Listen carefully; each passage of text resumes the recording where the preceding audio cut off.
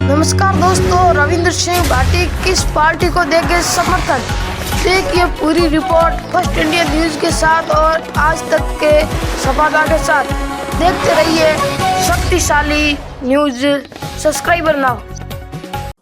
किस तरीके से शेड्यूल रहता है आपका दिन भर का? किस तरीके से जनता से कनेक्ट रहते हैं आप? जाहिर सी बात है, जैसे पहले था वैसे वैसे आज भी है।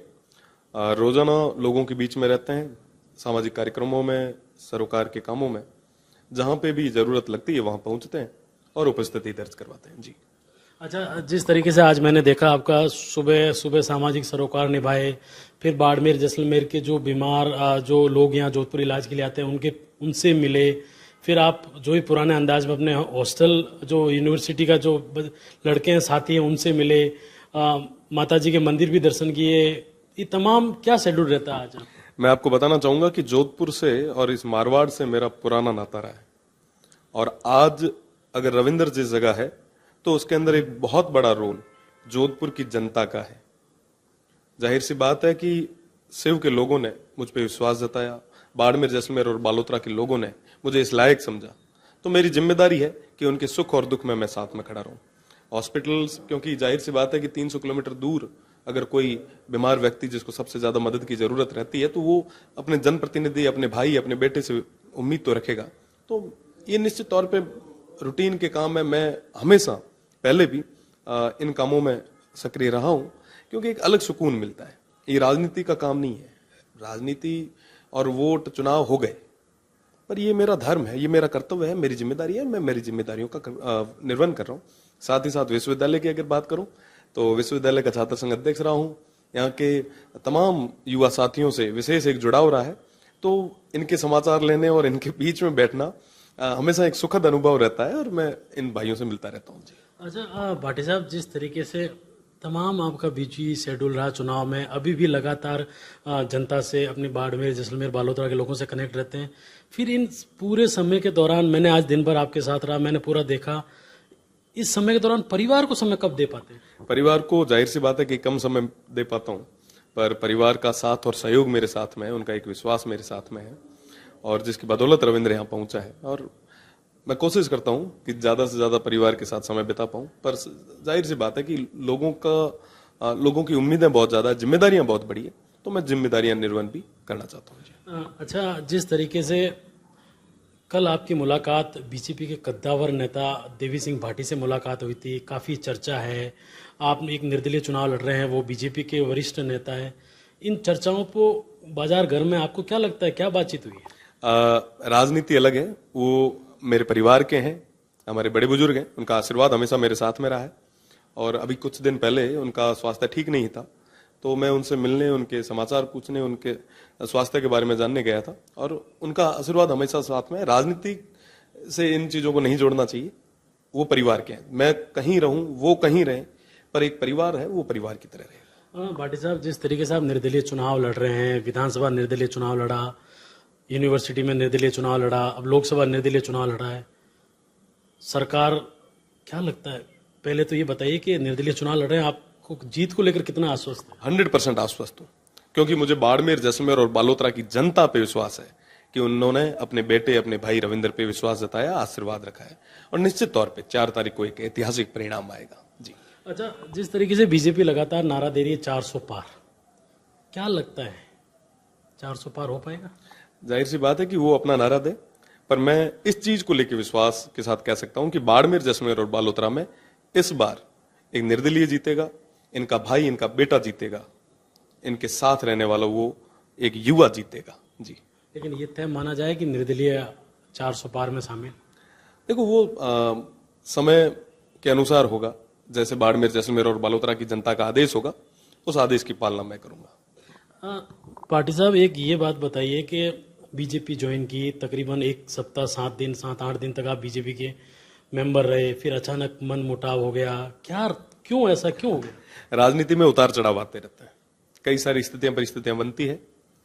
जाहिर सी बात है, वैचारिक रूप से साथ में था, हूं और आगे भी रहूंगा, ज्वाइन भी की थी, पर कई सारी परिस्थितियां बनी जिसके कारण मुझे जनता के आदेश के पीछे आगे आना पड़ा, निर्दलीय चुनाव लड़ना पड़ा। अभी जो लोकसभा का चुनाव था, क्योंकि 3 जिले थे, 8 विधानसभा थी, 26 बूथ थे, और 1 महीने का समय था। जनता का आदेश था कि आगे आके चुनाव लड़ो, तो मैंने जनता के आदेश की पालना की, क्योंकि आज अगर रविंद्र खड़ा है तो वो जनता की बदौलत खड़ा है, इन 36 कौम के लोगों की बदौलत खड़ा है।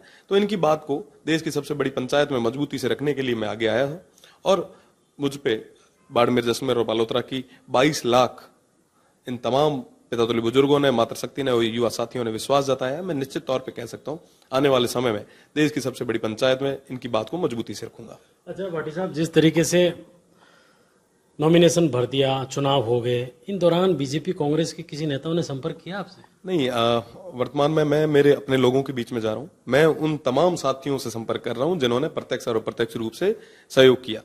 राजनीति और तमाम चीजें, चुनाव होते रहेंगे, पर चुनाव के बाद में जिन लोगों ने मेरे लिए खून पसीना बहाया है, मेरा धर्म है, मेरा कर्तव्य है कि मैं उनके बीच में जाऊं, उन्हें धन्यवाद दूं। मेरे पास शब्द नहीं है कि मैं उन्हें धन्यवाद कैसे दूं, फिर भी ये मेरा नैतिक जिम्मेदारी भी है, मेरा कर्तव्य भी है कि मैं उनके बीच में जाके उन्हें मैं धन्यवाद जरूर दूं। अच्छा, ये एक इशू कुछ दिन पहले आया था कि आपके निजी सहायक के साथ पुलिस कर्मियों ने बदतमीजी की, मुकदमे दर्ज हुए, हालांकि पुलिस ने कार्रवाई करते हुए उन्हें सस्पेंड भी कर दिया।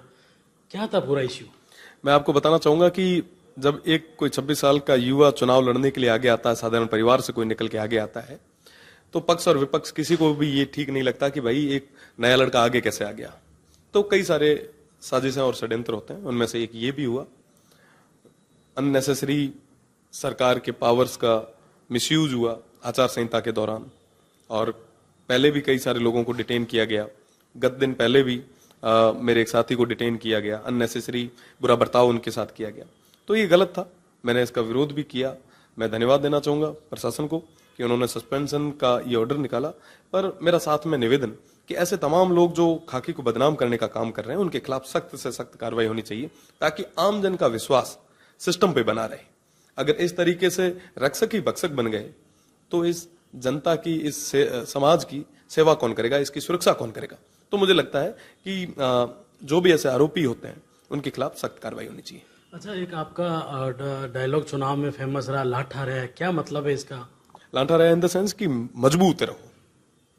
मजबूत मेरे यहाँ के लोग हैं। आप सोचो कि आजादी से लेके अभी तक पीने के लिए हमारे पास पानी नहीं है, फिर भी हम 10-10 किलोमीटर तक पानी लेने जाते हैं, और बिना पानी के हम सर्वाइव कर रहे हैं, बिना किसी संसाधन के सर्वाइव कर रहे हैं, बिना किसी योजनाओं के धरातल तक पहुंचे हुए फिर भी हम सर्वाइव कर रहे हैं। डीएनपी जैसे क्षेत्र में मेरे लोग आज भी सर्वाइव कर रहे हैं, तो मजबूत हैं वो, लांठे हैं वो। और उनसे वही निवेदन करना चाहूंगा कि कुछ दिन और मजबूत रहो, लांठे रहो, और थोड़ा दिन पचा थारो भाई जदे हुए देश रिसंगा मोटी पंचायत रमी ना जा है, तो मजबूती में ना थारी बात न होती तक राख से जी। जिस तरीके से दिल्ली के मुख्यमंत्री अरविंद केजरीवाल जेल से बाहर आए हैं, जमानत पर आए हैं, कुछ ज्यादा ही एग्रेसिव हो गए, क्या लगता है आगामी जो जितने चुनाव के जो चरण शेष है, कितना इफेक्ट पड़ेगा इससे? जाहिर सी बात है कि कंपटीशन टफ होना चाहिए। जब कंपटीशन होता है, जब पक्ष और विपक्ष दोनों मजबूत होते हैं, तो जाहिर सी बात है कि जनता का भला होता है।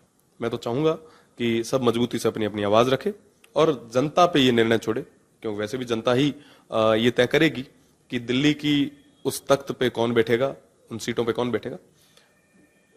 पक्ष और विपक्ष राजनीति में स्थितियां परिस्थितियां बनती बिगड़ती रहती है जी। एक 26 साल का युवा केंद्रीय मंत्री के सामने पूरे बाड़मेर जैसलमेर के चुनाव को मतलब ऐसा खड़ा कर दिया कि पूरे देश की नजरें, ऐसा क्यों?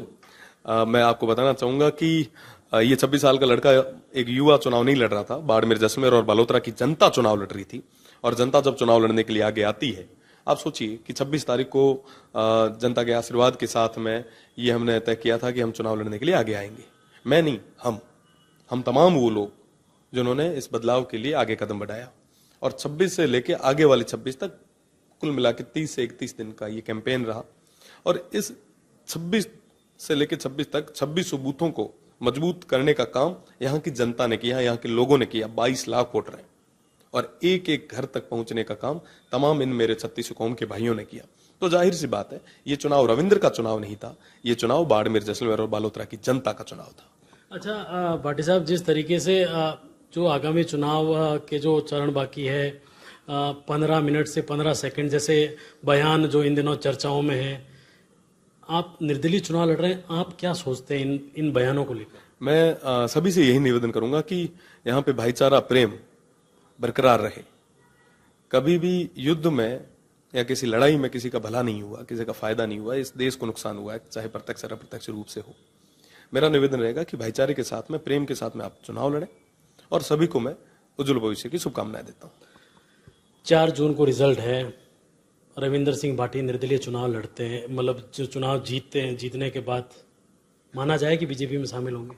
देखिए, मैं आपको पहले ही स्पष्ट करना चाहूंगा कि ये फैसला बाड़मेर, जैसलमेर और बालोतरा की जनता करेगी कि रविंद्र को किस तरफ खड़ा रहना है। क्योंकि मैंने जैसे पहले कहा कि ये चुनाव बाड़मेर, जैसलमेर और बालोतरा की जनता ने चुनाव लड़ा है, तो ये फैसला भी मैं मेरे उन तमाम 36 कौम के भाइयों पे छोड़ता हूं। भाटी साहब, लगता नहीं है कि जो तमाम एजेंसीज है इस चुनाव में, जो 26 को चुनाव हुए हैं, जिस तरीके से गाड़ियां सीज की गई, जिस तरीके से मुकदमे दर्ज, आपके ऊपर भी मुकदमा दर्ज हुआ, लगता नहीं है कि बीजेपी कांग्रेस के कैंडिडेट एक होकर इस 26 साल के युवा को टारगेट कर रहे थे? जाहिर सी बात है कि तमाम पक्ष और विपक्ष, तमाम पॉलिटिकल पार्टीज एक होकर चुनाव लड़ रही थी, पर फिर भी उनकी तमाम वो जो चीजें थी वो जनता के सामने आ गई, और उन्होंने हर संभव प्रयास किया कि साधारण परिवार का कोई युवा आगे नहीं आए। क्योंकि अगर एक युवा आगे आ गया तो हर क्षेत्र से अलग अलग युवा तैयार हो जाएंगे। फिर उनकी जो एक राजनीतिक विषाद है, उन्होंने जो सोच रखा है, अपने पढ़ पढ़ा पढ़ तड़तड़ातर पोतों तक की, जो 7 पीढ़ियों तक की जो व्यवस्था उन्होंने कर रखी है, उस व्यवस्था के बीच में कई सारे नए युवा आ जाएंगे। तो वो जाहिर रूप से प्रयास तो करेंगे कि हम कैसे भी करके इन तमाम नए लड़कों को राजनीति से बाहर भेजें, पीछे धकेलें। पर मैं कहना चाहूंगा कि जनता जब साथ में खड़ी हो तो दुनिया की कोई ताकत नहीं है जो हिला सके। तो माना जाए कि युवाओं को रिफाइनरी में जरूर वेटेज मिलेगा? 100% मिलेगा। उन युवाओं को रोजगार मिलेगा, नए अवसर मिलेंगे, और इस क्षेत्र के लिए, इस क्षेत्र की प्रगति के लिए, विकास के लिए हर संभव प्रयास इनका छोटा भाई, इनका भाई बेटा रविंद्र करेगा। शिव का उत्तराधिकारी कौन? मैं आपको बताना चाहूंगा कि शिव की जनता तय करेगी, रविंद्र नहीं। देखिए भाटी साहब, सब डिप्लोमेटिक आंसर है। चुनाव शिव का बाईपोल होता है, तो रविंद्र सिंह भाटी अलायंस करेंगे किसी पार्टी के साथ, या निर्दलीय भी, या उनका आपका उत्तराधिकारी निर्दलीय ही चुनाव लड़ेगा? मैं आपको बताना चाहूंगा कि उत्तराधिकारी मेरा नहीं होगा, वो शिव की जनता का होगा, वो शिव की जनता का भाई होगा, उनका बेटा होगा, उनका सेवक होगा, और जो जनता तय करेगी वही होगा।